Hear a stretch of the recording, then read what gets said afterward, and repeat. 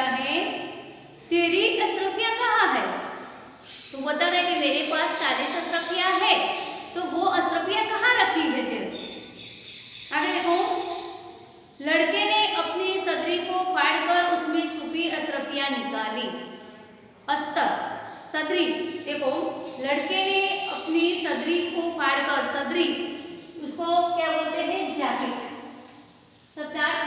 सदरी का अर्थ है जैकेट।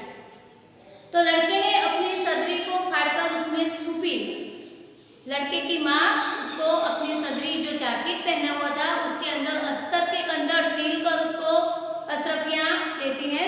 तो उसने अपनी जो सदरी था उसको अस्तर फाड़ दिया और उसमें छुपी अशरफियाँ निकाली। उन्हें सरदार के सामने रखते हुए कहा, यह देखो। जो अशरफियाँ अपने सदरी के अंदर से निकाली और सरदार को बताते हुए, सामने रखते हुए कहता है कि ये देखो मेरे पास 40 अशरफियाँ है। सरदार आश्चर्य से, सरदार इतनी अशरफियाँ देखकर आश्चर्यचकित हो जाता है। एक लड़के के पास इतनी सारी अशरफियाँ। लड़के, अशरफियों को इस प्रकार से रखने का उपाय तुम्हें किसने बताया। सरदार लड़के से बोलता है कि अशरफियों को इस प्रकार छिपकर, इस अंदर सिलकर तू लेकर आया है, तो ऐसे रखने का उपाय तुझे किसने बताया है। सरदार जो हम समझे थे, तो मुखिया जो डाकू का सरदार नेता, मुखिया जो डाकुओं का मेन मुखिया नेता होता है, उसे बोला था सरदार। अब देखो आगे लड़का क्या बोलता है, मेरी माँ ने इनको सदरी के अस्तर में सी दिया था जिससे किसी को पता न चले। लड़का क्या बताता है, जब डाकू उसको, जो सरदार डाकू उसको पूछता है कि इस प्रकार रखने की अशरफियाँ इस प्रकार तू लेकर आया है, छिपा कर रखी है, तो ऐसा उपाय तुझे किसने बताया। तो लड़का बोलता है मेरी माँ ने इनको सदरी के अस्तर में, अस्तर तो देखो सीधे कपड़े की भीतर की जो कपड़ा है उसके अंदर जो अस्तर है उसके अंदर सील कर दिया था।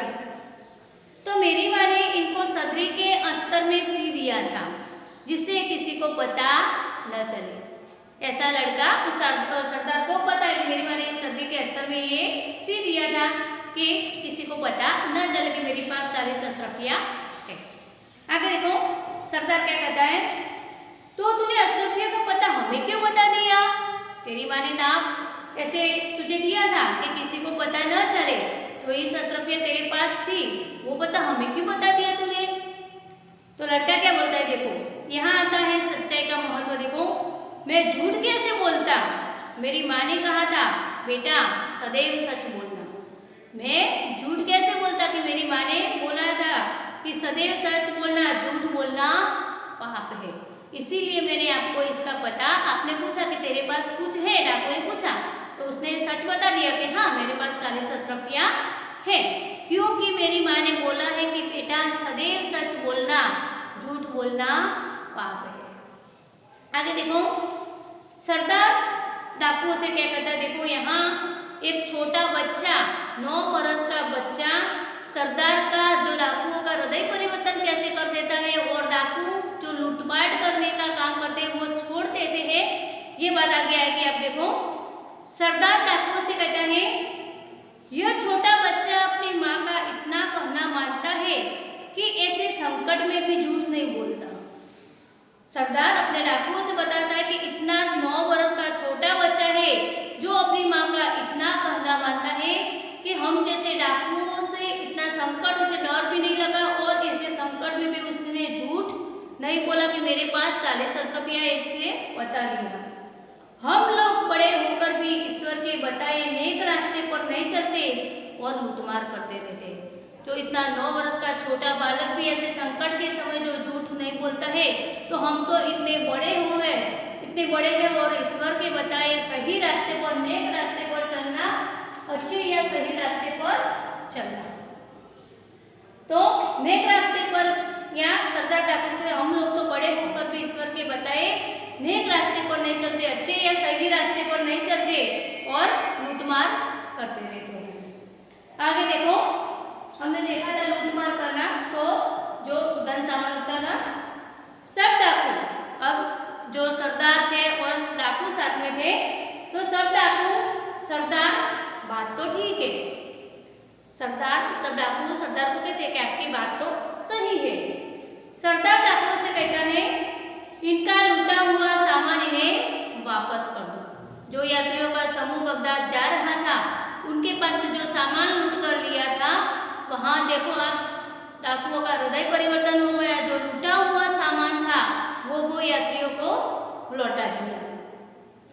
देखो हम गुजराती में जिसको काउंस बोलते हैं वैसे हिंदी में उसको कोष्ठक बोलते हैं। तो आप देखो यहाँ कोष्ठक के अंदर लिखा हुआ है कुछ, हमने आगे भी जो पढ़ा कि डाकू तो काउंस में चकित होकर, सरदार तो आश्चर्य से, वो कोष्ठक के अंदर लिखा है। तो ऐसे देखो कि डाकुओं ने सब सामान वापस कर दिया और आगे कभी लूटमार न करने की प्रतिज्ञा की। जो डाकुओं ने सब सामान यात्रियों के पास से लिया था वो सब सामान पीछे उन्हें लौटा दिया और कभी ऐसे लूटपाट नहीं करने की प्रतिज्ञा लेते, सौगंध लेते। आगे देखो, अब जो हमने सच्चा बालक पाठ देखा तो वो सच्चा बालक सच बोलने वाला, इस बालक का नाम क्या था? अब्दुल कादिर। सच बोलने वाला इस बालक का नाम अब्दुल कादिर था और बड़ा होकर यह बालक महान संत बनता है, महान संत हुआ। उनकी समाधि बगदाद में है। तो देखो समाधि जिसका मतलब है मकबरा या मजार। नेक्स्ट हमने देखा था तो ईमानदार।